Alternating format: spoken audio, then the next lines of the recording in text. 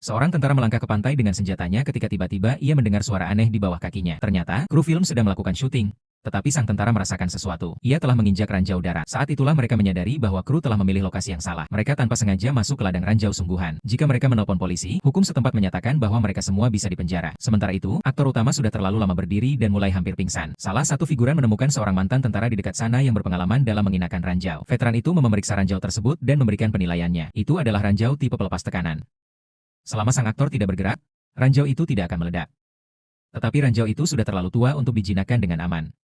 Tiba-tiba seorang anak di dekat mereka menembakkan senjata, mengejutkan seekor kerbau. Kerbau itu langsung menyerbu ke arah aktor utama. Semua orang panik dan berlarian. Ledakan yang terjadi kemudian membuat mereka membeku dalam ketakutan. Sang sutradara menoleh ke figuran dan memberinya tawaran. Kalau kamu menyelamatkan pemeran utama, aku akan menjadikanmu bintang baru. Figuran itu setuju. Dengan perlahan, ia menyelipkan pisau ke dalam sepatu sang aktor, lalu menekannya dengan tangannya. Aktor utama perlahan menarik kakinya keluar. Ia akhirnya selamat.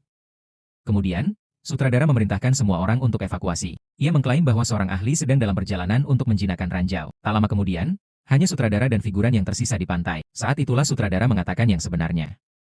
Ia tidak pernah memanggil ahli manapun. Ia hanya ingin mengorbankan figuran demi menyelamatkan bintang filmnya. Lalu ia pergi meninggalkan figuran sendirian di atas rakyat.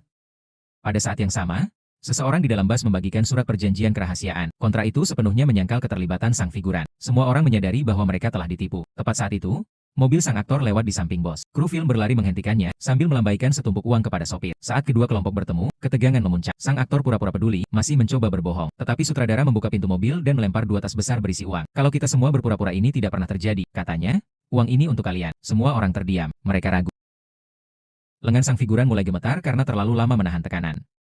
Ia hampir menyerah, namun seluruh kru kembali. Mereka memutuskan untuk menyelamatkan teman mereka. Veteran itu juga kembali. Ia mengatakan kepada mereka untuk menggali lubang dalam dan menyiapkan karung pasir di sekelilingnya. Saat malam tiba, mereka bekerja cepat menempatkan karung pasir di sekitar ranjau. Air pasang mulai naik, mengancam membanjiri pantai. Mereka bergandengan tangan membentuk dinding untuk menahan air. Mereka mengisi karung pasir dengan cepat. Pada momen krusial, teknisi pencahayaan menggunakan kotak lampu untuk menahan ledakan, agar tidak mengenai kelompok itu.